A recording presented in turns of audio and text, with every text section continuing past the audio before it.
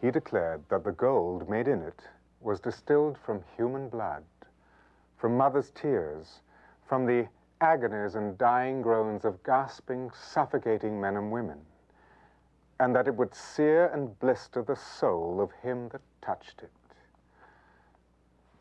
These words, written by Harriet Beecher Stowe in the 1850s, could describe the incredible 20th century account we are about to unveil. Hello, I'm Michael York. The search for Nazi gold is infused with adventure, foreign intrigue, duplicity, and murder. A story that spans 50 years and travels across 2 continents. What ignited this remarkable chain of events? Gold. More to the point, man's insatiable thirst for power and wealth, otherwise known as greed. And no man in modern history lusted for power more than Adolf Hitler. Hitler's reign of terror lasted slightly longer than 12 years, yet in that short period, the Third Reich devastated Europe. In its path lay a savaged Europe and the corpses of over 15 million people. Of this number, 6 million were Jews, a group of people Hitler saw as the root of all Germany's ills. To rid the world of Jews would make Germany strong and rich. Hitler's Third Reich was not to be stopped at mere conquest and annihilation. They wanted more, the very source of power, gold. Hitler looted the national treasuries of each of his conquests. In turn, Hitler's trusted henchmen, Goering and Goebbels, followed Hitler's example by robbing civilian holdings. The plundering continued throughout the upper echelons of the Reich. But where is all this looted gold? That is what we are about to find out. Our search for Nazi gold begins in an unlikely spot, Key West, Florida, home to many deep-sea salvors, those men who search the ocean floor for shipwrecks filled with gold and other treasures.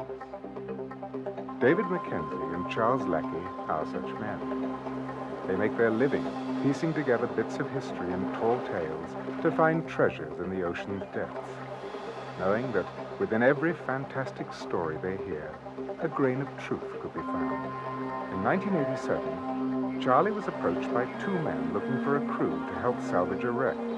The older man, Angelo, was obviously the leader. I was working with Mel Fisher in Key West on the Atocha, and we were in a meeting. They weren't looking for money or anything. They just wanted help finding the shipwreck. So we all listened to his story. The story begins in Germany at the end of World War II. After blasting a path of devastation throughout Europe, the Nazi regime fell victim to its own destruction. The officers who wore the swastika, once feared, were now the hunted. Escape seemed their only hope from the advancing Allied forces. Many Nazi officers had been preparing for the inevitable fall of the Third Reich since the bombing of Berlin in February 1945. One such officer was General Franz Pfeffer. Allegedly, Pfeffer amassed a small fortune in gold throughout his tenure in Hitler's elite. Using his last remaining authority as a general, Pfeffer arranged a rendezvous with a German U-boat off the coast of Portugal. At the unnamed port, Pfeffer loaded his family and his sizable hoard of gold and fled. The submarine headed to a land where sympathetic arms welcomed defeated Nazis. South America. Countries such as Argentina, Brazil, and Paraguay provided a safe haven to become inconspicuous and faceless. Settling in Paraguay, Pfeffer shared his blood-soaked past in the tranquility of a paradise found. His fears of being hunted down subsided with each passing year. In the late 60s, with his health failing, Pfeffer wanted to ensure his family's future. Then in 1969, I guess the general had decided to liquidate the balance of his gold, and he got in touch with a friend of his, General Somoza, who was the dictator of Nicaragua. Up until 1975, it was illegal for an individual to possess gold in large quantities, so a buyer had to be found. someone with large amounts of both money and time, and someone with a healthy disrespect for the law. Somoza found such a man in Canada, an Italian, who we call Angelo for the purpose of this story. Like any other underhanded deal of this magnitude, survival is part of the bargain. Angelo chose his watchman and partner with more than a little care. A man named Tony, an arms dealer with a reputation for strong-arm tactics. A meeting between Pfeffer, Somoza, Angelo, and Tony followed in Nicaragua. None of the men knew what to expect, and everyone was on his guard. All right. You come here to socialize. See what you got. When initial suspicion leveled out, Pfeffer produced what was to be the subject of negotiation. That's what we're talking about.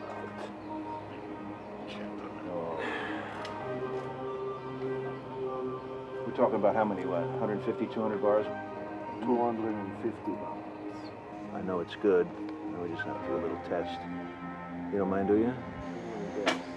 No doubt the quality of the gold was phenomenal, and there was plenty more where that came from. But overlooking the fact that gold possession was illegal, another problem presented itself. The origin of the gold couldn't be more obvious. It's good, right? It's good. Of course it's good. Pfeffer named his price. By the way, money. 5 million American dollars. 5 million. Even with their cunning knowledge how to mold the law to suit their needs, Tony and Angelo were doubtful. The risk outweighed the dividend. Besides, who in the world would trade gold with a swastika so boldly inscribed? Angelo and Tony passed on the deal. Pfeffer couldn't hide his disappointment. Somoza neither. Foregoing his commission was a huge blow. We have the money. But that wasn't the end of the story. We got too much risk. I'm very sorry to hear that. Every crime has a motive. Pfeffer and Angelo are clearly motivated by the profit principle. Politics never entered the equation. But what happens when political dogma is the incentive? When we return, we will meet the man whose political ideology produced the greatest crimes and criminals of the 20th century. A man driven by his twisted vision, Adolf Hitler.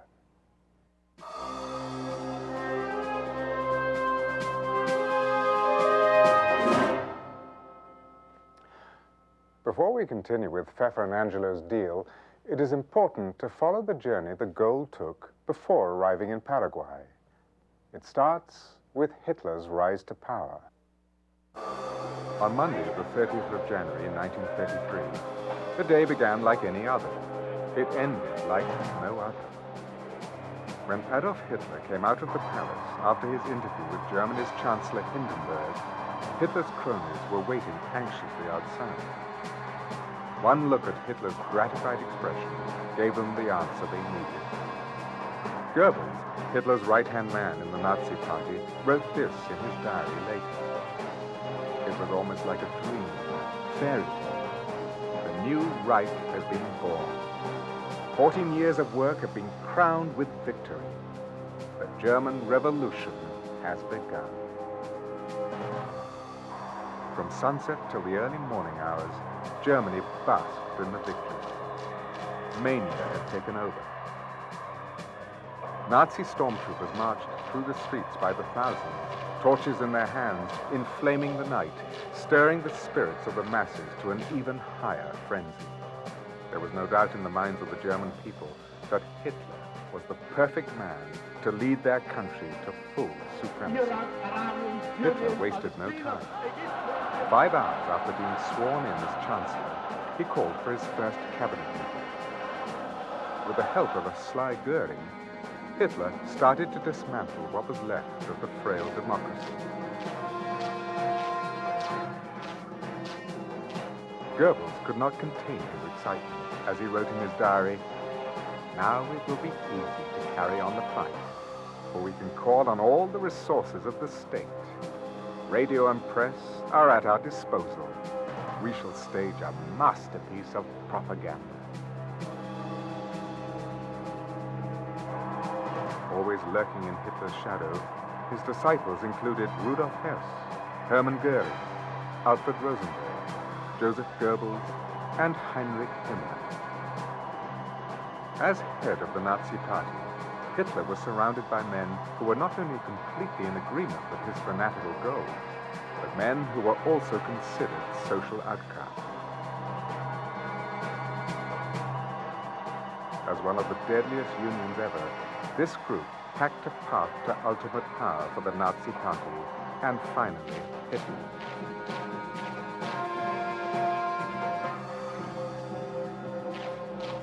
Personally, Hitler saw himself battling two goals.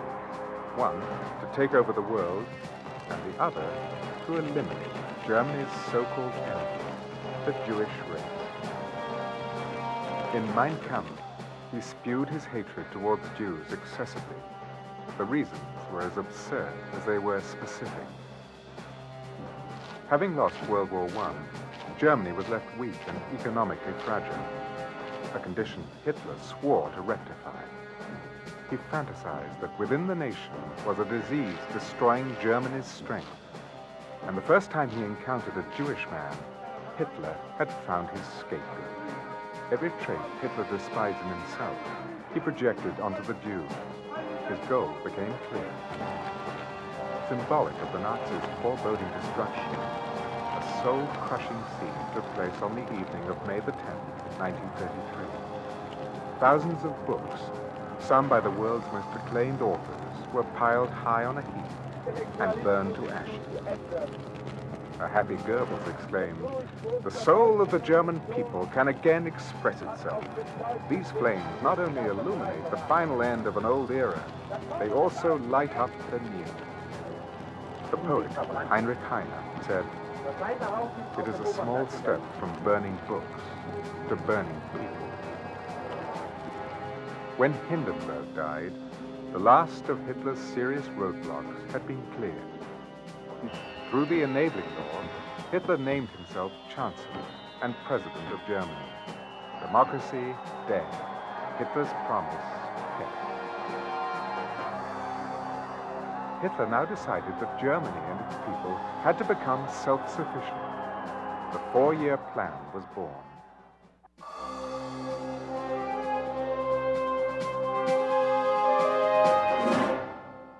In 1936, the same year Germany hosted the Olympic Games, Hitler composed a secret memorandum on economic strategy and armament. Against the Olympic spirit of peace and international goodwill, Hitler demanded that the German economy must be fit for war within 4 years. Hitler assigned Hermann Goering as director of this ambitious plan. Goering was the only Nazi who achieved any sort of popularity with the German people. Jovial and accessible, he mirrored what the masses wanted in leadership, a hero. His gaiety and good humor were in sharp contrast to Hitler's remote divinity, Goebbels' elitism, and Himmler's thin-lipped indifference. Invested with the power to enact laws, Goering set out on this task with his customary vigor. He bullied big business into expanding factories geared toward wartime production. He dismantled labor unions, Aryanized Jewish businesses, and forced the private sector into making unfavorable loans for new projects. The massive push towards rearmament transformed the beleaguered German economy into a united front. Hitler and his Office of Propaganda encouraged the German people to rebuild Germany. Their suffering now would build a strong Germany tomorrow. Dr. Robert Ley, head of the Labor Front, explained, "It is more important to feed the soul of men than their stomachs." The newly stimulated economy provided jobs. In the minds of many workers, their political losses were offset by employment and the ability to feed their families. The German people sacrificed for the betterment of Germany. The same kind of deprivation, however, did not apply to Goering and other Nazi elites. They happily sealed the fate of the German nation over extravagant dinners and exorbitant parties, never knowing or caring what it felt like to be hungry or to sleep cold. Goering's economic tactics came under sharp criticism from Hjalmar Schacht, Minister of Economics and War Economy. Schacht disagreed with Goering's wartime economy in a time of peace, known as the guns and butter policy. But Schacht's biggest objection came over the treatment of Jews. In 1937, Schacht resigned. Unfettered by Schacht, Goering could now focus his attack on Jewish businesses. Goering's decree stated a business was Jewish if its owner was a Jew. The Nuremberg racial laws now came to light, laws which redefined citizenship. Marriage between Germans and Jews was forbidden. So was any sort of sexual contact. Jews were stripped of all political rights, which in itself didn't mean a whole lot, as the rest of Germany didn't have any rights to speak of either. But what set the Jews apart was their status as human beings. They had none. During the 4-year plan, Hitler secured his exclusive control, banning all other political parties. Any trace of hostility towards Hitler and the Nazi Clique was taken care of by the pitfalls of the German military.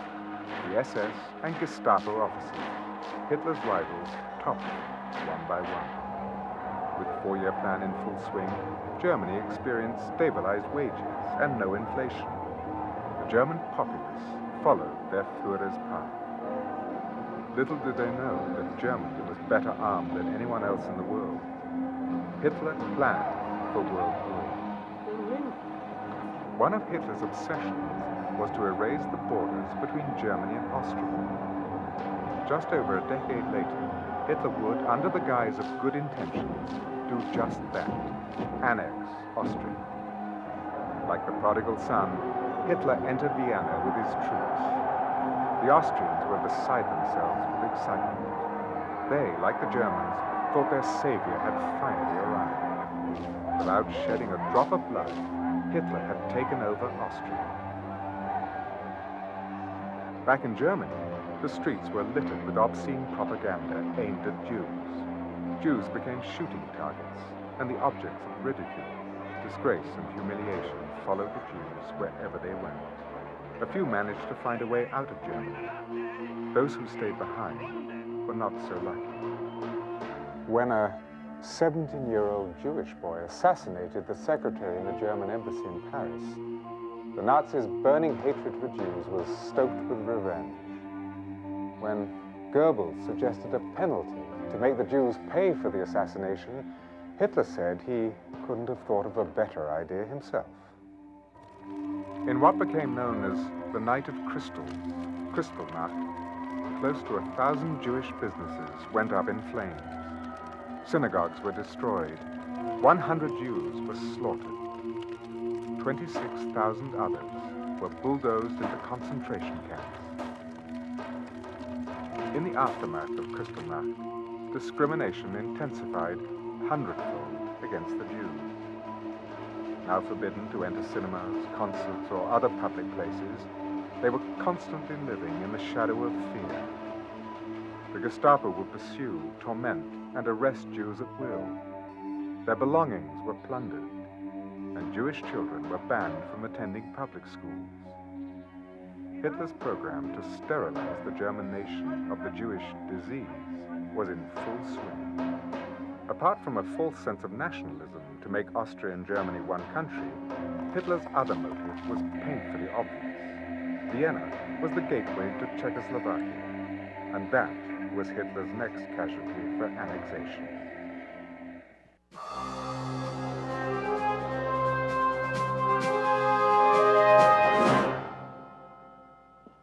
With World War I still fresh in everyone's minds, nobody wanted a repetition of the same. Roosevelt demanded an agreement from both Hitler and Mussolini to safeguard the independence of European countries. Hitler used Roosevelt's message to deliver a rousing speech to a zealous audience, turning Roosevelt's words into a mockery. But Roosevelt wasn't the only leader worried about Hitler's military buildup. Mussolini wanted assurances from Hitler too. The Pact of Steel was signed, aligning the two fascist states into a common front.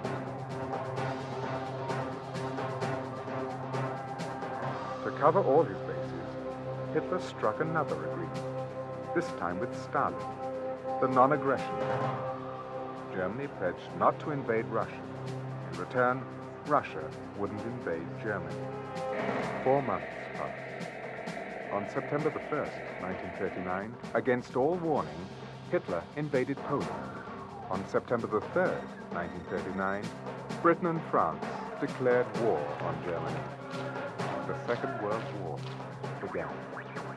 Hitler endorses a document authorizing the mercy killing of the lives not worth living. It is slated the euthanasia program. It marks the dawning of the Holocaust. April the 9th, 1940, Germany attacks and defeats Denmark and Norway in blinding succession. In 1 month, Hitler occupies Holland, Belgium, and France, and at the same time drives the British forces off the continent. Not surprisingly, Hitler violates the treaty with Russia. Operation Barbarossa is conceived. The scheme to invade Russia begins. April the 6th, 1941, Germany attacks Yugoslavia and Greece. June the 22nd, 1941, after a year of conniving, Hitler storms the Soviet Union. Thousands of gypsies and Jews are killed at point blank. Back home, Goering brews up extreme measures to settle what he calls the final solution to the Jewish problem. Now all Jews in Germany have to wear the yellow Star of David, forbidden to leave Germany as of October the 1st, 1941, September the 29th, 1941. A massacre is ordered at Babi Yar. 33,771 Jews are executed.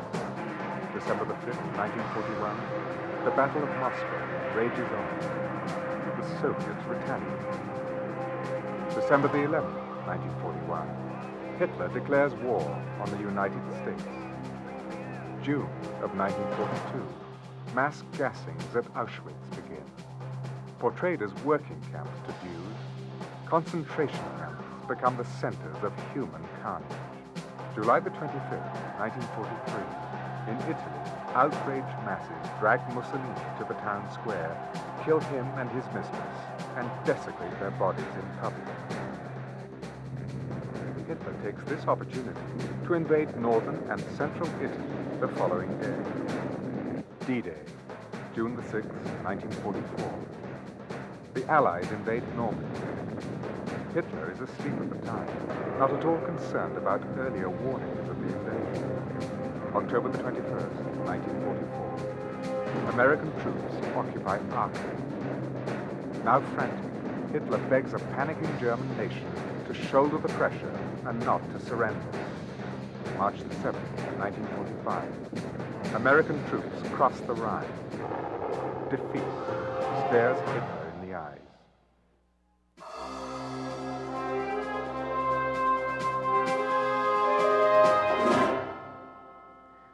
His dreams shattering and the world around him falling apart, Hitler fights back with the one way he knows best, denying any responsibility. In a speech, Hitler weeps uncontrollably. If the war is to be lost, the people will be lost too. Those who are inferior will remain after this struggle, for the good have already been killed.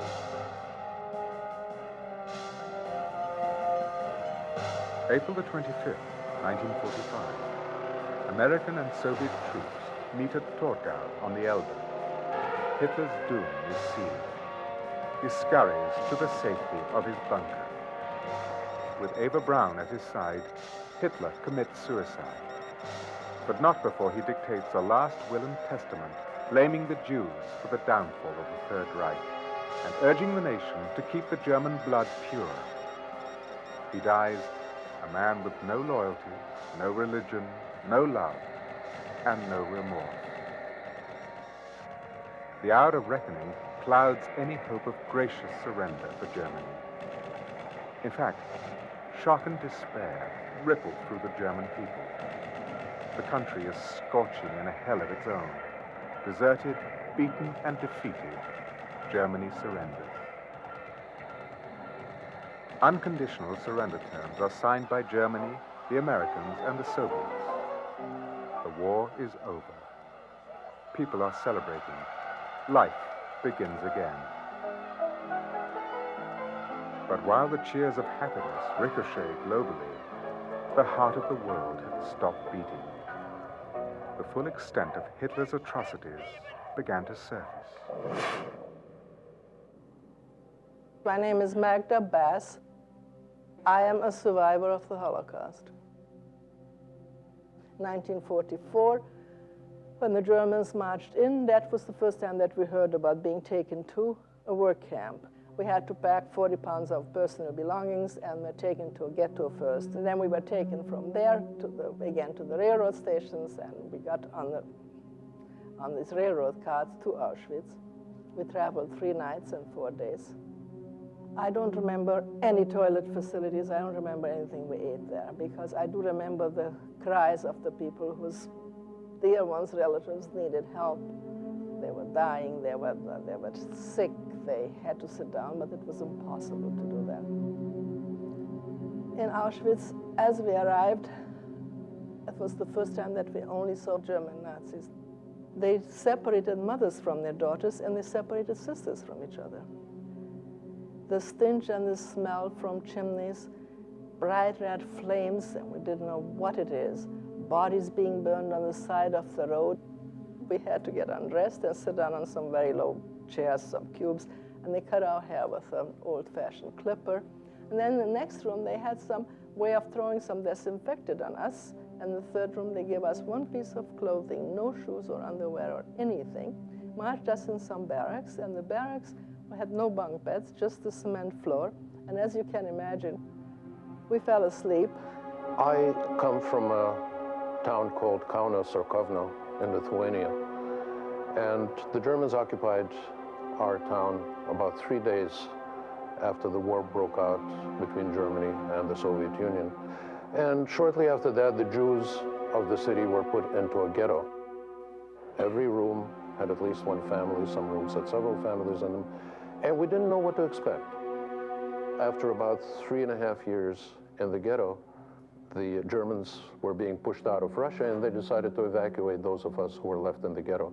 We started out, by the way, with about 45,000 people. There were about 17,000, 18,000 of us left. Men, women, just a few children. Children were killed. I was very lucky, again. We were put into boxcars and taken to Germany, and we worked there. And this was not a murder camp. It was not an extermination camp. It was a labor camp.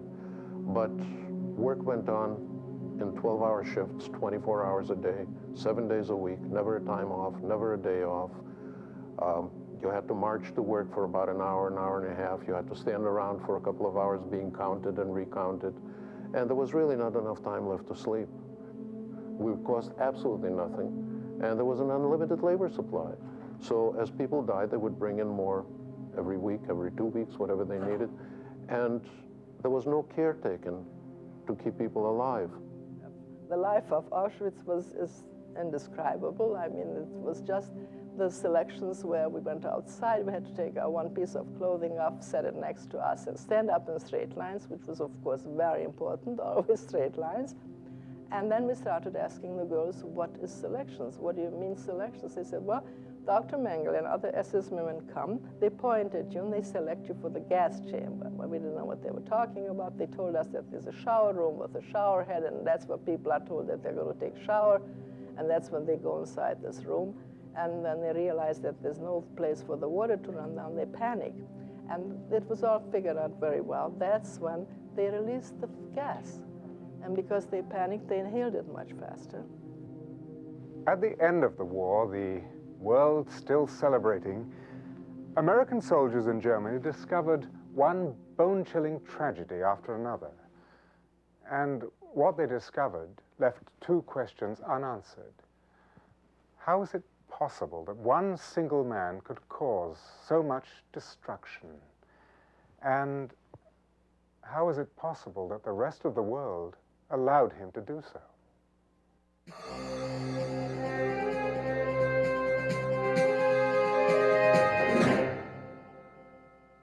many people have said, I've read innumerable books, why didn't we stop Hitler? We knew what he was going to do. Why didn't somebody say no? Well, who's going to say no? There were members of Hitler's elite that did say no. One man was Hjalmar Schacht, Minister of Finance, initially the mastermind behind the hidden gold accounts for the Nazi Party. The strong-willed Schacht quit the party over its anti-Semitic practices. Walter Funk became the new Minister of Economics. Funk, more of a politician than a banker, left the actual running of the Reichsbank to Emil Pohl, vice president of the bank. It was Pohl who created the Nazis' financial empire. In order to raise the $800 million for rearmament, Germany sought help from other countries. As more facts about the financial dealings of the Third Reich are revealed, fingers are pointing in every direction. Nobody wants to take the blame. With the bombing of Berlin in February of 1945, it took 21 hits before the sturdy walls of the Reichsbank crumbled. Panic spread in the Nazi circle. Hidden in the dense vaults of the Reichsbank lay an immeasurable cache of gold bullion, foreign currency, and artifacts, none of which legally belonged to Germany. With Berlin in the midst of an apocalypse, Nazi trucks brimming with gold, jewelry, and artifacts streamed towards the Bavarian Alps. There, in old salt mines, desperate Nazis hid their loot. High-ranking Nazi officers took what they could and ran for the borders. What does that show us? It shows us that as the Reich was collapsing, all the leaders of the Third Reich had two things in mind. How do we escape with the loot? Now, they were not stupid, and it's not that they knew that they were losing the war in April of 1945.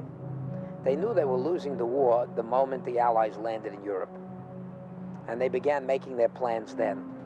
And those powerful enough made their transfers then, made their connections then. They say in '38, when Hitler entered Vienna, he took 100 tons of gold from the Austrian Central Bank and put it into the Reichsbank in Berlin. According to the laws in Czechoslovakia before the war, everyone who had some valuables had to register them with the bank. So when the Nazis came in '39, the first thing what they did the Treuhand, they took the gold which was registered with the banks. It was a private individuals, Jewish people, and that gold disappeared. And before Father went to concentration camp, he said, "Rene, don't worry, we get the gold back." And I said, but I never saw it. As Hitler and his troops trampled each and every country, they stripped central banks bare of national treasures. Gold, tipping the scales at $625 million, plunged into the hungry hands of the Nazis. But that was monetary gold, and only the beginning of a robbery unequaled in history. A lot of the non-monetary gold fell into the category of gold objects, gold coins, bags of wealth, which became very difficult to put a value on.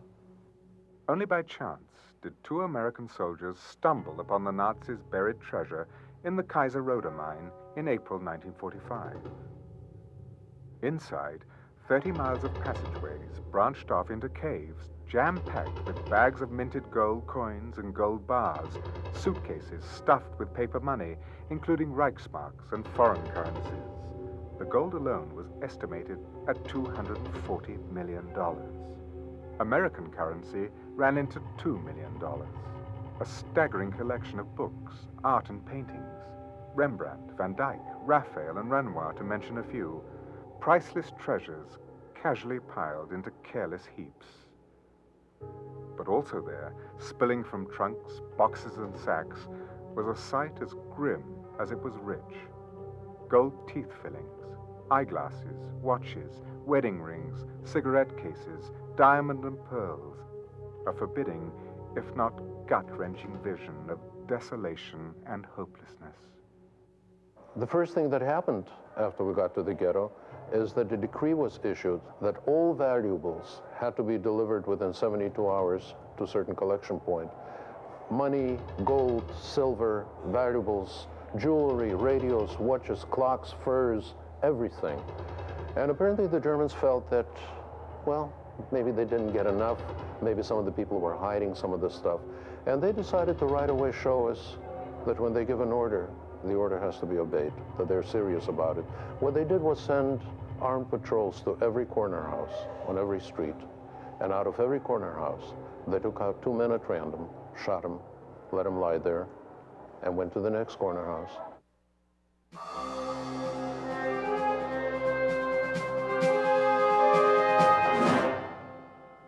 Shocked and angered by the horrific findings at the concentration camps, American soldiers marshaled local Germans toward the camps. If the smell of burning, rotten flesh wasn't going to convince the German people of the Nazis' brutality, witnessing it certainly would. Before them, the savageness of the Third Reich unfolded. At the request of a Nazi officer's wife, a special lamp was made out of human skin. She also wanted certain pictures drawn for herself on human canvases. The reality of Hitler's sweeping terror struck his devoted aficionados hard. Smiles vanished, faces fell. The Germans' remaining pride wilted. With the three main leaders of the Nazi Party, Hitler, Himmler, and Goebbels, having taken the easy way out by killing themselves, Hermann Goering was the first in line to be arrested after the war. Goering faced the charges with confidence, denying any guilt whatsoever. After all, it was war. In 1946, a year after World War II, 21 war criminals clumped together in a court dock at Nuremberg. The once awe-inspiring group of Nazis who ruled Germany with an iron fist had lowered to nothing more than whimpering cowards in the face of justice. They knew what they had done, and they knew they were going to pay for it. Tried for their crimes against humanity, and especially for the killing of millions of Jews, 7 of the 21 Nazi criminals got off with prison sentences. The rest were sent to the gallows. The International Military Tribunal sentences you to death by hanging. Defendant Rudolf Hess, on the counts of the indictment on which you have been convicted, the tribunal sentences you to imprisonment for life. Defendant Joachim von Ribbentrop, on the counts of the indictment on which you have been convicted, the tribunal sentences you to death by hanging. Defendant Julius Streicher, on the count of the indictment on which you have been convicted, the tribunal sentences you to death by hanging. 2 hours before it was his turn to hang, Hermann Goering swallowed a capsule of poison, cheating his fate, but not escaping death. It was during the Nuremberg trials when more skeletons were dug out of the closet. Walter Funk, Minister of Economics, declared in his testimony that without the Swiss, we couldn't have lasted 2 months. Switzerland, the country with an image as white as the snow on the mountaintops that made neutrality a sacred given, became the core of controversy over the Nazi gold. Altogether, $625 million worth of loot was stolen from conquered countries by the Nazis. Roughly $330 million worth of that loot was retrieved from the Kaiserode mines in 1945. $295 million was left unaccounted. It had to be somewhere. After the outbreak of the war, Germany's war expenses grossed to an astronomical amount. The Reichsmark wasn't worth the paper it was printed on, and was rarely accepted by neutral countries as pay for the fuel needed by Germany's warships. The countries required either Swiss francs, their own currency, or gold. stealing gold reserves from the battered countries, Germany had found their solution to pay for the war. The neutral countries never questioned where this endless supply of gold came from. When suspicions were stirred, ethics became an issue, but the money was good. Switzerland jumped to the rescue. Acting as a screen, Switzerland became the middleman for the rest of the neutrals.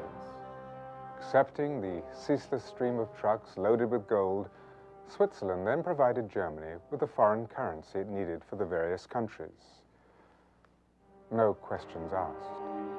Final warnings came from the United States against trading with Germany. Switzerland pleaded neutrality. So unbiased was Switzerland that it accepted not only Germany's gold, but also the incessant flow of Germans crossing the border to sell jewelry, foreign currencies, shares, and art stolen from Jews before they entered the concentration camps and ghettos. Switzerland accepted this hideous procession of barbarity in the name of neutrality. Switzerland had before its eyes an example of small countries that were gobbled up by the Germans when they no longer served the purpose that the Germans wanted. The Swiss were basically eager to make, let's put it this way, if there was a good deal to be done on May 9th, 1945, a day after the war ended, if some Nazi on the loose would call them, they would have arranged for his banking as well. The high point of German power was in the early years of the war, say up to 42, 43. Switzerland was in a very vulnerable position. After the war, the defeated countries wanted their gold back. The Western Allies ordered the Tripartite Commission for the restitution of monetary gold. Switzerland had to pay back their share of the looted gold, with everybody desperate to put the memories of World War II to sleep. Switzerland graciously agreed. They were out to make $1, and they stole money that didn't belong to them. Switzerland's neutrality was maintained because it was beneficial to both sides. That is, both sides in the conflict, the Allies and the Axis powers. They did the right thing by having a press conference and returning the loot, but they're not philanthropists. They're returning stolen money. There is a difference. Ordering Switzerland to pay countries back their gold, the Tripartite Commission never considered that not all the gold was from national reserves, that a lot of the gold belonged to Holocaust victims. How much exactly, no one would know, because most of the evidence was melted down into gold bullion.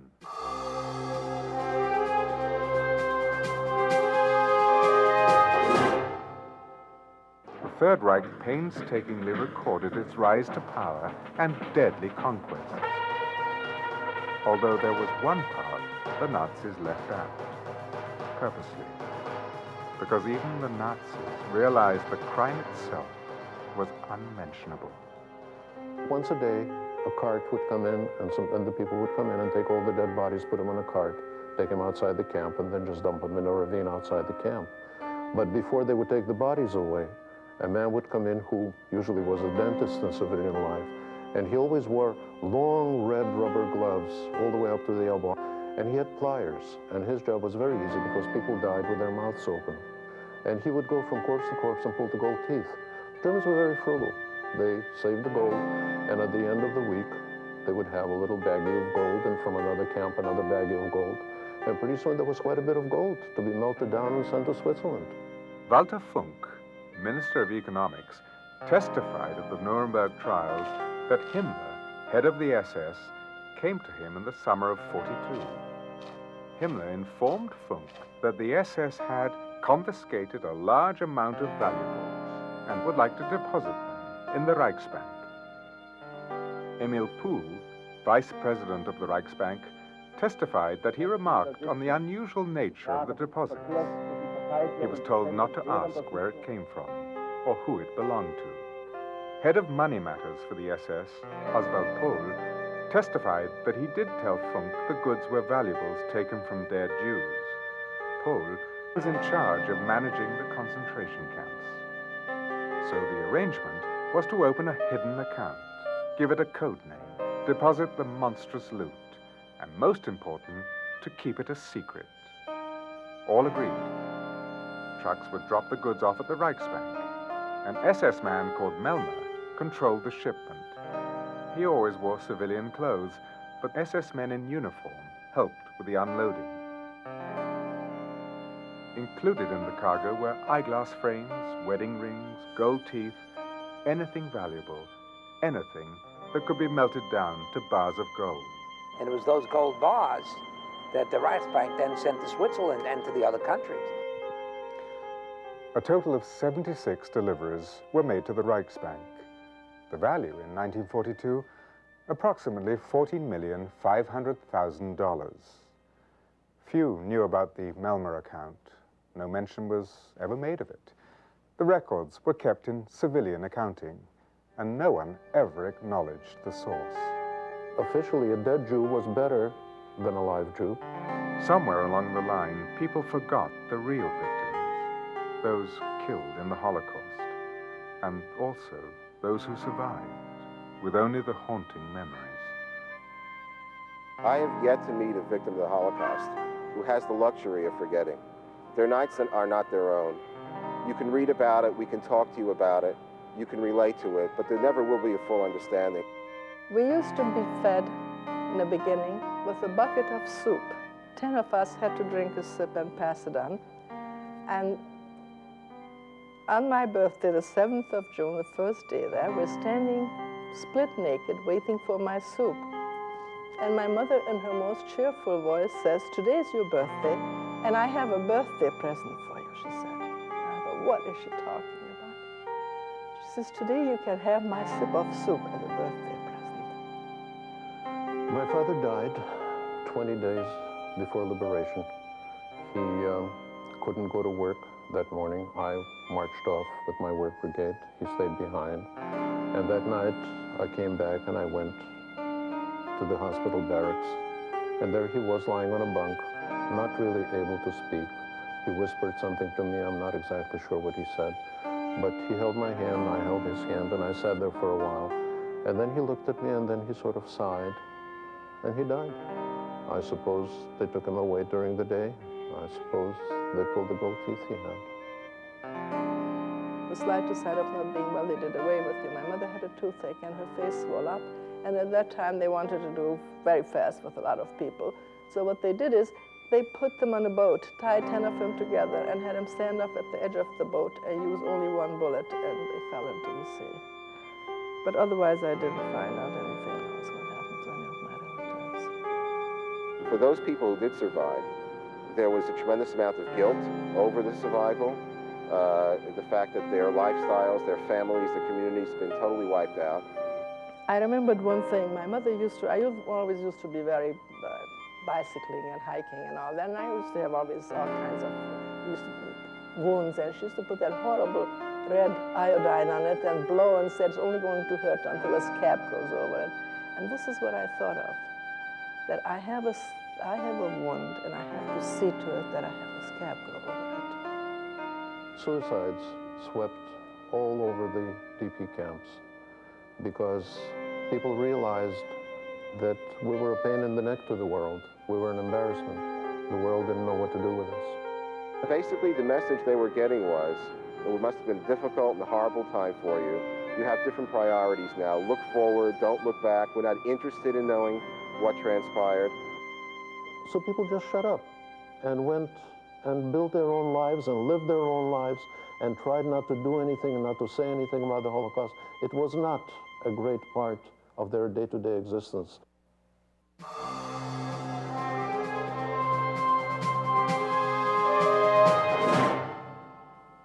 When we think of Switzerland outside of the Swiss, we think of a humanitarian country, creative when it comes to issue of human needs.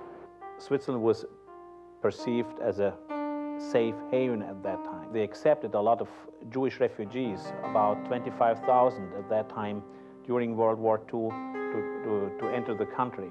But at the same time, we learned a couple of years ago that 30,000 Jews were nevertheless turned away and therefore exposed to persecution by the Nazis.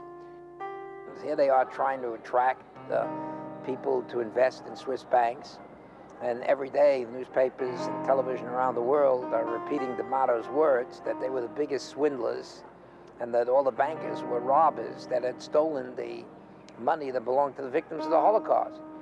In 1994, rumors began to surface about dormant Swiss bank accounts belonging to victims of the Holocaust.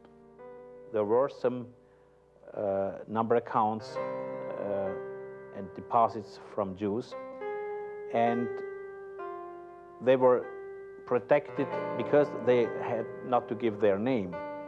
Accounts in which Jews hastily deposited family monies and valuables in case of persecution. Accounts with no names, only numbers. The problem with the number accounts started actually after the war, when they became dormant accounts, accounts without any legal claimant. Some Holocaust survivor came afterwards and they gave it back because they had the number. But when the families of murdered Jews started to claim back money that belonged to them, they couldn't. Their heirs very often didn't have any number, and it was exactly the problem that most of them came to Switzerland without any clear hint where the money was. Where there was a name to an account, the Swiss bank required a death certificate as proof of death. The question is, how do you prove death when life wasn't even considered sacred? An unlikely hero stepped into the limelight, a man called Alphonse D'Amato. This Republican senator from New York made it a personal quest to get to the bottom of things.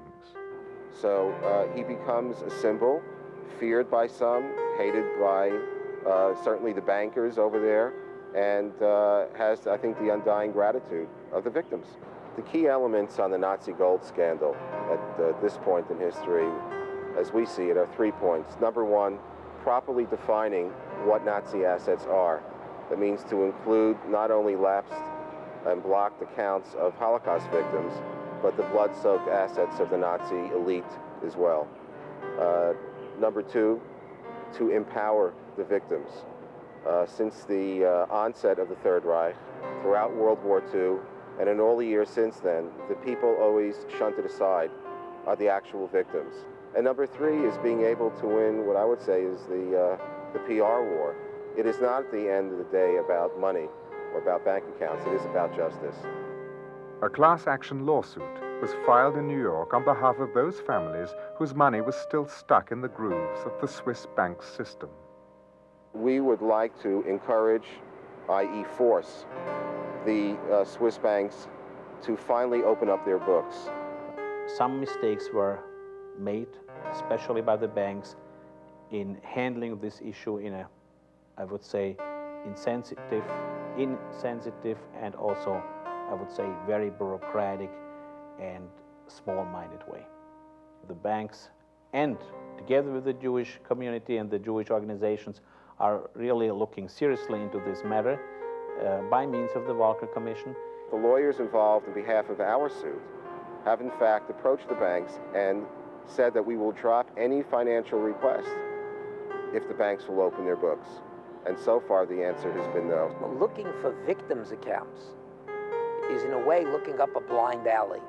It's a technically difficult problem now, but you can be sure, I can assure you that the Walker Commission will do everything to find the money, to trace the money, and to give it back to their rightful owners. This is about recognition, about gesture, about generosity. We should do that all together, not only Switzerland. From the point of view of the Swiss people, they feel, especially younger people, feel very much victimized. They feel the good name of their country has been, put in the mud. But they also know they've been systematically lied to by their elders.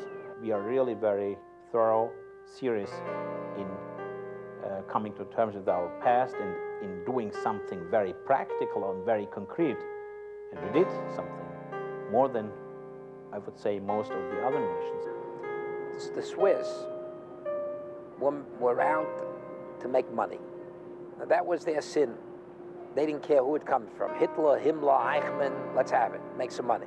But the truth is, there's an awful lot that the Western Allies are hiding themselves, and that they hope that the prism of light doesn't suddenly switch directions and by accident focus on them.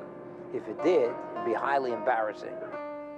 To give back justice and to recognize the truth is our principle in doing this.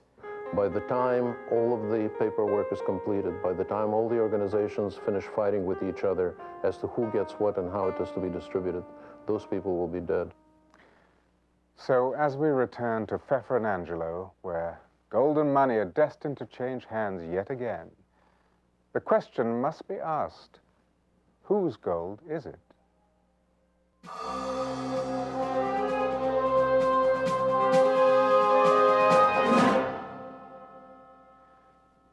Now that the history of the gold is known, let's return to Pfeffer and Angelo and the gold.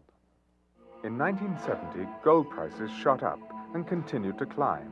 Angelo and Tony contacted Somoza. Suddenly, the risk became a minor consideration. If the first meeting was daring, the second one was just plain frightening. Meeting Somoza in Paraguay, Angelo and Tony were blindfolded and taken to a secluded destination. Pfeffer didn't leave anything to chance. They went in a 6-car garage, and the boxes were lining the wall. Only when they had reached the designated spot were their blindfolds removed.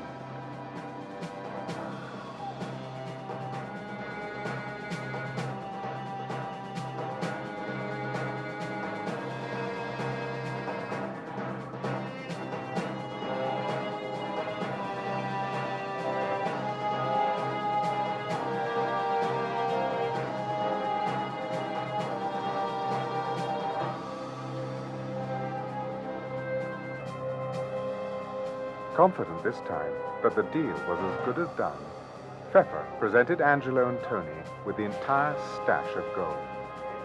It was a breathtaking display.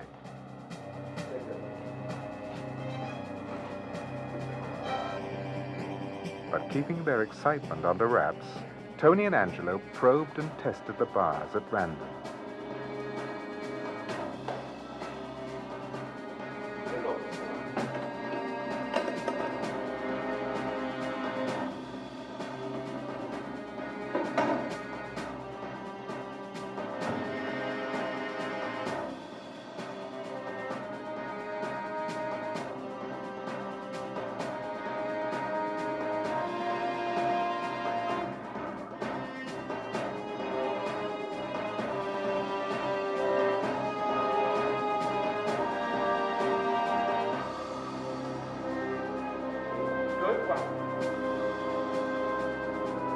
Good? Okay. All right, that one's all right. What about some of these? Come on, we'll open this one here. Come on, come on.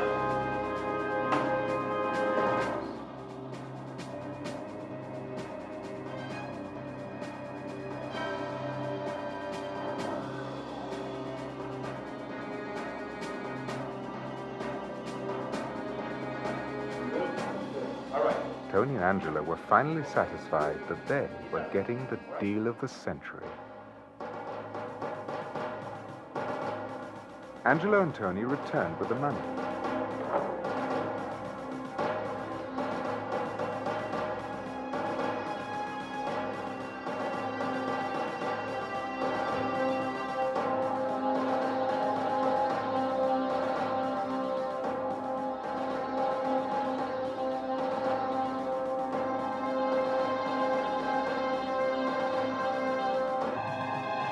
Pfeffer, convinced the money was all there, sealed the deal with a handshake.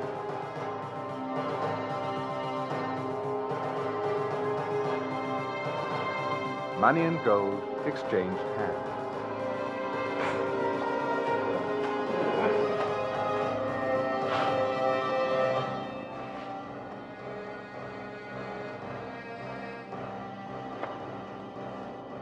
The gold was loaded on a truck to begin yet another leg of its journey.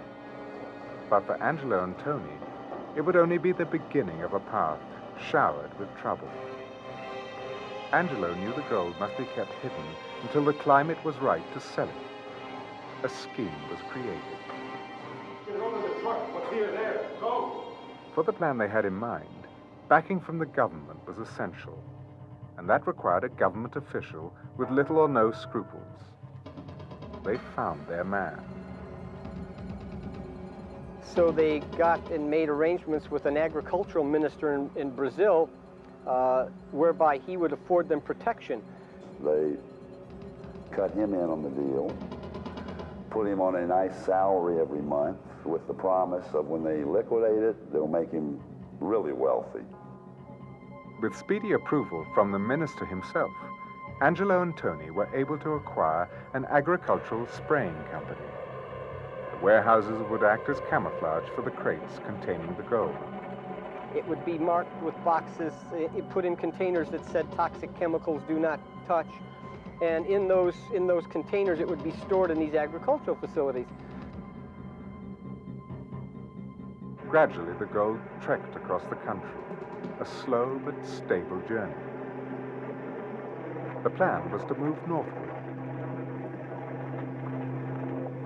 Always northward, looking to be getting up the coast and away from out of Brazil and to a point where they could finally get themselves to a safe port to expatriate the gold. Venezuela was an obvious choice. Fringed by the Caribbean, it was a gateway to any country in the world. It was very important to get the gold to Venezuela because their plan was to take it from Venezuela on an island-type trawler to Curacao or Aruba or Bonaire, one of the places where they would have easy access to an international airport. All the while, the blueprint for the next strategy was in the works. Tony and Angelo devised a custom-made plane to carry the heavy load of gold to Switzerland, the only country with a market for such a staggering amount of privately owned gold. So what they were looking to do was to take it to Switzerland, refine it, sell it, and be done, and take their profit. 14 years in all it took for the gold to finally reach the border between Brazil and Venezuela. In the meantime, the gold became more valuable each passing day. Then the agricultural minister, who had been their partner and benefactor and protector for so long, he was transferred into another position. Then this Tony had a massive heart attack. And this had been the man who pretty much had the muscle and had been the one that had hired the people who had been involved in protecting and this type of thing. With the minister out of the picture and Tony dead, success of the operation was dwindling. Frantically, Angelo patched together another partnership. Tony's replacement, a St. Lucian, didn't wield enough power to keep all the obstacles at bay. The new Minister of Agriculture wasn't as enthusiastic as his forerunner to play along with Angelo's scheme. The options were fading fast. Not trusting the new Minister of Agriculture, Angelo bribed the minister's second-in-command to spy on his boss. A rumor surfaced that someone was planning to take off with the gold. The St. Lucian was the first to get word. He received a phone call through one of his friends in St. Lucia at the time that the gold was being taken. They had 5 big trucks that they had there all along for moving things, and the new agricultural minister was loading the gold on the trucks without authority and was going to move it out. The St. Lucian was very nervous. In the time it took Angelo to fly to Venezuela, the St. Lucian lined up a 24-hour surveillance crew. Now, this fella was involved with a group that were arms smugglers to the Contras. And they had speedboats, airplanes, radios, the full setup for smuggling. Angelo flew to Caracas, Venezuela, to save what was then believed to have been a fortune worth well over $90 million. Meanwhile, the surveillance group monitored the activities as the gold was lifted from the crates and stacked on a black trawler. But loading the gold was a time-consuming process. They were originally going to try to intercept it, but they found out that these people had too many guns. Instead, what they succeeded in doing was to get one of their guys to dress up in the uniform of a service attendant and stuff, and this guy was able to get on the boat delivering petroleum products and oils to the ship. The ship was at a long dock while it was being loaded. And in one of those containers they had placed a package about this, a little bit bigger than a cigarette package, full of C4 with a detonator in it, a remote detonator. The plan was to intercept the ship. They were going to track the boat the whole way. The explosive was sort of a safety precaution in case something went awry. In Caracas, Angelo met the solution. With a private plane, they set off to a remote airstrip on the eastern coast of Venezuela. The last of the gold was loaded onto the trawler. And the boat got heavier and heavier and deeper into the water until finally they loaded it all. The captain of the surveillance group met Angelo and his partner at the pier, where a speedboat was already waiting. They had no time to spare. Radio contact gave word that the trawler had launched. It would pass the vicinity of the speedboat in the following hour. Using the mangroves as camouflage, the captain maneuvered the speedboat in between, and there the trio waited. When the trawler eventually passed the speedboat, Angelo gave signal to the captain to follow. It was dangerous, but Angelo didn't care. He was a man obsessed. He wanted his gold. They stayed a good distance from it and followed it all night. At dawn, the vessel changed course and started heading out to sea. We figured that the vessel saw the speedboat. Then, unexpectedly, the trawler with its priceless cargo exploded. It tore to pieces, sinking quickly, taking the gold down with it. Rushing towards the scene, the speedboat circled the spot for any evidence of survivors or gold. Nothing was found. They then lowered a transducer over the side and took a depth reading. Heading back to Puerto Cabello, the captain drew a map for a frantic Angelo. It was the only chance Angelo had of ever recovering the gold. Well, the chart that he was given with the circle on it showed that the port he was returning to was Cumaravo. And so that's what he believed. The gold had anchored 1,200 feet under the water surface. In 1984, the technology was just emerging when you could do anything about something that deep in the water. 3 years passed before Angelo decided to hunt for the treasure. This is when Angelo contacted Charlie Lackey. And Charlie started calling me in the Philippines saying, look, I have this project I'm cranking back up in Venezuela, and I really would like you to come on and get involved. So I brought in a group from California called Pacific Eagle. With the map, modern technology, and a fearless group of salvagers, Angelo set out to find his fortune.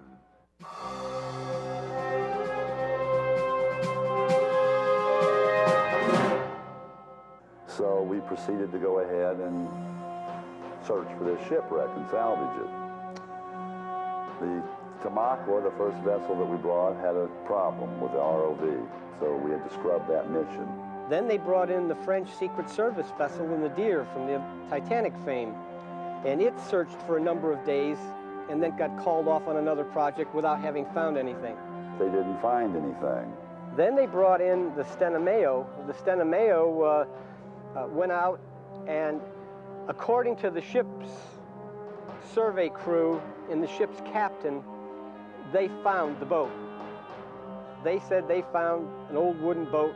So they only did one thing wrong.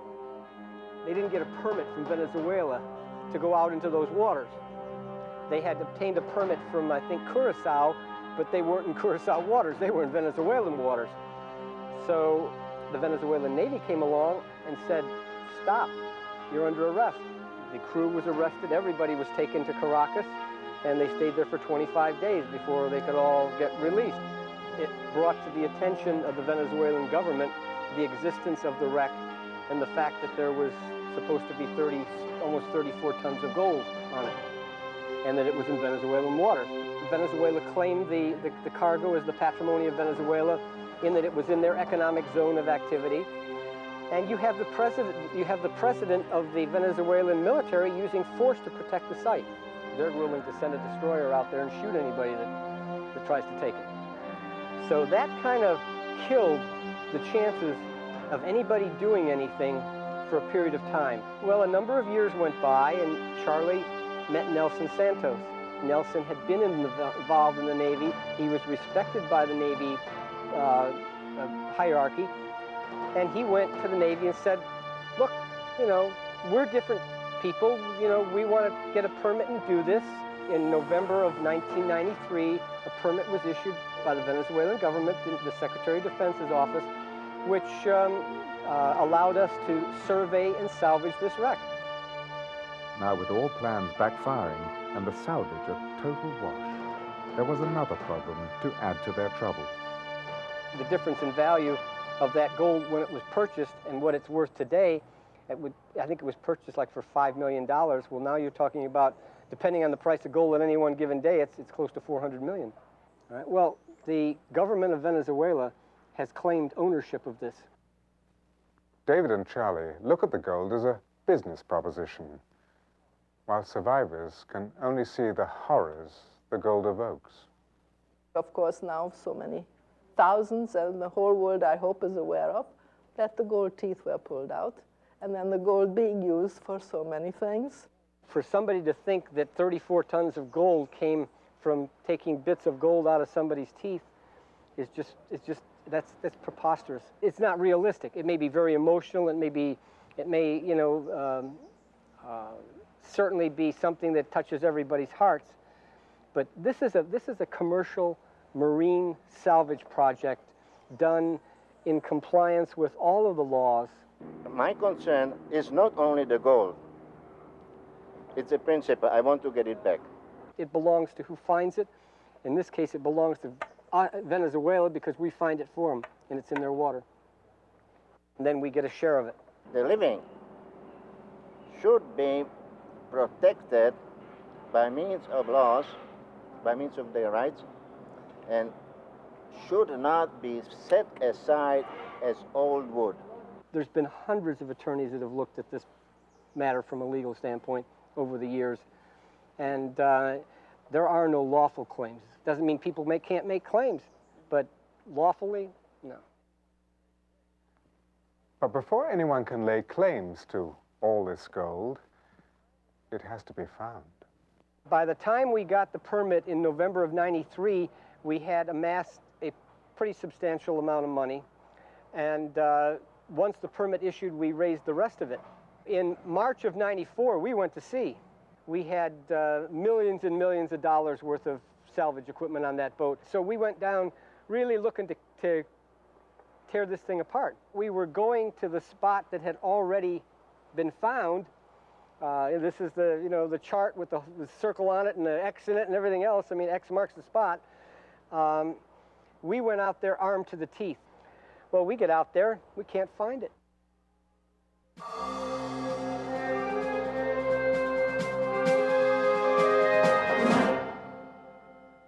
After so many false starts, Charlie and David were determined to get it right. They regrouped and formed an American corporation, Techniques in Ocean Recovery. In Venezuela, Nelson Santos joined forces with Fernando Masquido, a lawyer, to form Mespa Construcciones y Proyectos. The two corporations then combined their efforts to a united front. Dealing with a third world government to secure the proper permits was not an easy task. It was really hard because every time you move just one step, okay, there was new changes. And that's why, I mean, we deal with something like 4 different presidents because there was a really serious political problem in Venezuela. And there was something like 3 or 4 Secretary of Defense, Chief Commander of the Navy, Procurador, which is a general attorney. While Fernando and David worked their way through the legal maze of paperwork, Charles Lackey made an important discovery. The bluff jutting off the coast of Chichi Revici was high enough to be picked up on radar. This meant their calculations were off. All measurements were recalibrated to accommodate the new information. In August 1996, equipped with new information and new funding, the survey team set out to scan the new grid area. Captain Billy Gill of the Southland. We arrived in Venezuela on August the 12th. We outfitted the vessel with a sonar and everything, computers, equipment, got the technicians down, and then sailed out and started running grids on the grid system that the technicians drew up for us. Tony Kopp, a veteran salver, provides the tech help for the operation. Well, there are several types of instruments available. It's modern technology to go down there to the bottom of the ocean and see what is down there. If we have to cover a wide area, we use a side scan. We set up a grid, and with the side scan, we make a swath up to a mile wide. It gives us a picture of the bottom of the sea. And then we have the navigation system that gives us exact plotting so that we know at every time, any time, the exact position we are. Once we find a target, we take some close-up shots to make sure we recognize it. It looks the way it should look. It's the size of target, the size of ship that we're looking for. We continued doing this for approximately 3 to 4 weeks, and we had approximately 49 lines to run. The longest line was approximately 18 miles long, and so we were just going back and forth over that grid, pulling our sonar. The arduous task of scanning the ocean floor continued. Miles of cable released in the morning, only to be reeled in as the sun began to set. The task repeated day after day across the miles-wide grid. So we cover the bottom of the ocean with the grid, just eating away at the miles.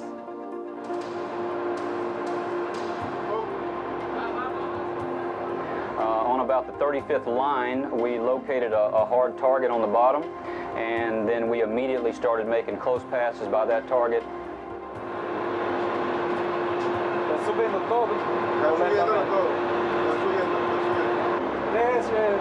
It's there? Yeah, that's it.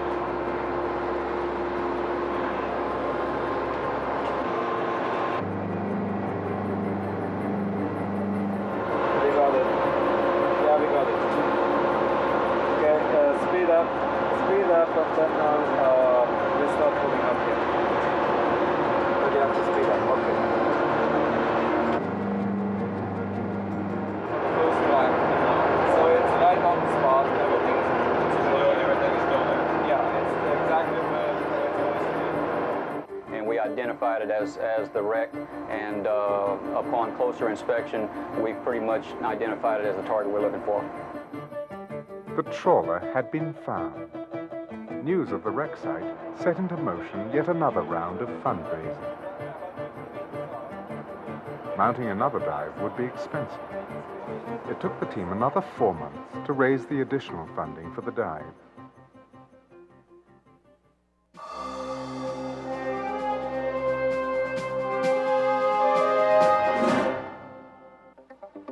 On February the 2nd, 1997, the 4 partners met at the Hotel Gaza in Chichi Revici, Venezuela. At the small pier in the harbor, the technical team gathered. ROV Commander Ian Leslie, Tony Kopp, George Cundiff, Salvage Master, and the rest of the support and technical crew. Confidence and excitement spark the air as the men await delivery of the Southland, a real adventure about to begin. The function of this vessel at this time is to act as a standby vessel or support vessel to the salvage vessel that just arrived today. 2 trips were made to accommodate the men and their equipment. It was a reunion of sorts for many of the crew and the Southland. The short trip from the Southland to the salvage vessel, the American Pioneer, provides perhaps the only rest these men will have in many days. Because of the high risk and history of this mission, the Navy is always present. Once the two vessels meet, provisions for the 10-day excursion are brought on board. The arrival of Charlie, Fernando, David, and Nelson marks the official start of the salvage. Once the men have settled in and stowed their gear, technical preparations begin. Since the wreck is down almost 2,000 feet, an ROV, a remote-operated vehicle, is employed. Ian Leslie, operations supervisor for the ROV, explains. Essentially, the ROV is a flying camera, if you like. I mean, the bulk of it is the ability to actually observe things underwater. But the submarine also has manual capabilities. As you know, there's 2 manips on the vehicle, which allows to perform tasks underwater. The ROV works in tandem with the TMS, the Thermal Magnum system. The TMS is like a subsea winch. It's the means of launching and recovering the vehicle, and it's a means of controlling the cage. While Ian and his team check the equipment on the deck, Tony Kopp sets up his sonar observation station below. With the men working in such close quarters, talk naturally turns to the gold. It is out there. I mean, we talk about the modern wreck, about a living person that has seen it. It's not old legends, it's not old reports. The man saw it going down in front of his own eyes, so we know it's really there. Actually, when I called the office, or rather the office called me, and he said, you're going to go looking for gold, and I just laughed at him, you know. No, seriously, you're going to go to Venezuela and you're going to go looking for gold. Yeah, right. Where am I really going? Somewhere cold. The highly technical nature of underwater recovery demands precise coordination between all facets of the operation. Communication between the ship's captain, Metin Oriaza, sonar and ROV crews is essential. The men split up into teams in order to work around the clock. Cost of mounting this type of exploration is far too expensive to waste a minute of it.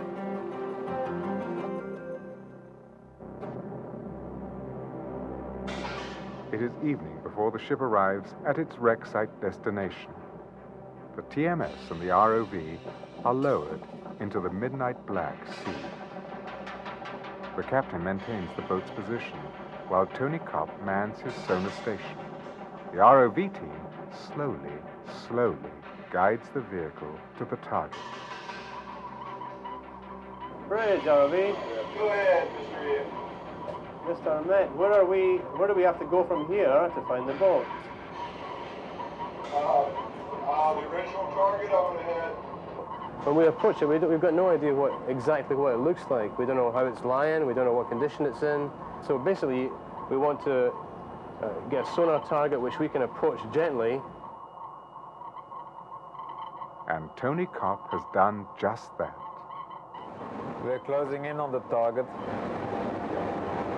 This is the target. This is the boat's trail. 20 meters to starboard of the target. I think the boat might be here too. Yeah, it looks like the bottom is. Port side. Put me up 300 feet from original position. Okay, can you slowly give us another 100 feet? Okay. Turn a little left. Yeah. Yeah, that vessel's actually in front of us a bit. Want to go in? Yeah. All right. Get to it either way. Ready, Charlie? I'm ready. Going in. Come just Here we go, Bubba.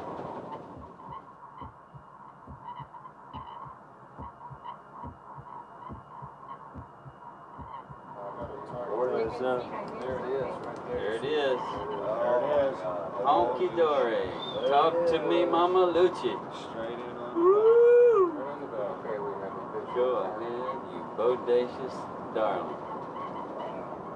She's straight up too, almost. Take a little bit of time. And you know what? Yes. Well, we're gonna have to move the bull, yeah.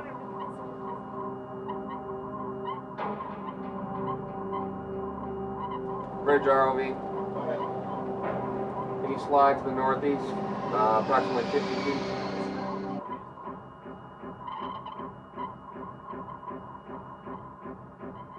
Bridge ROV. Go ahead. Complete that 50-foot move.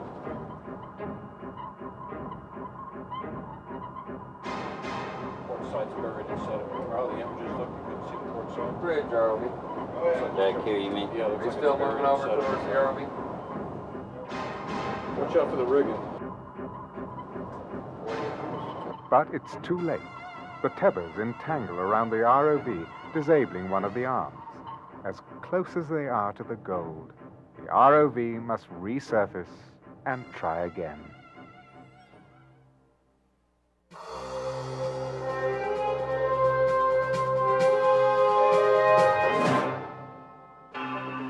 The ROV is quickly brought to the surface.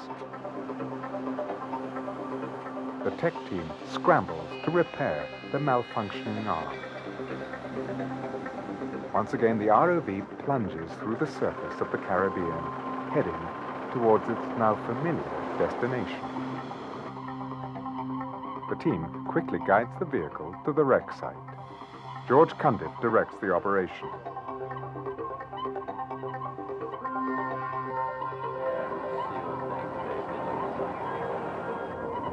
We're towards the bow? George and the ROV team slowly dismantle the wreck.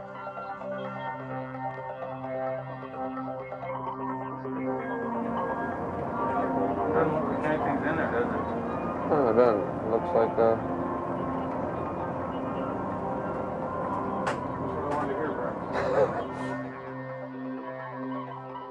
After all that work and anticipation, the ship is empty. George delivers the bad news to Charlie and David. We're coming up. Be about okay. Angel had a heart attack. Charlie okays the ship's return to port.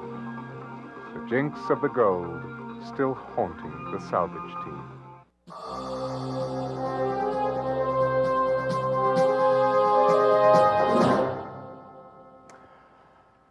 No gold was found in the empty trawler that sits dismantled at the bottom of the Caribbean. Once again, the jinx that seems to have plagued this salvage mission has appeared. We can only speculate on what would have happened if the gold had been found. Charlie and David are convinced they and the Venezuelan government are the rightful owners. For them, the rules of the sea apply. But for the survivors of the Holocaust, it is a moral issue.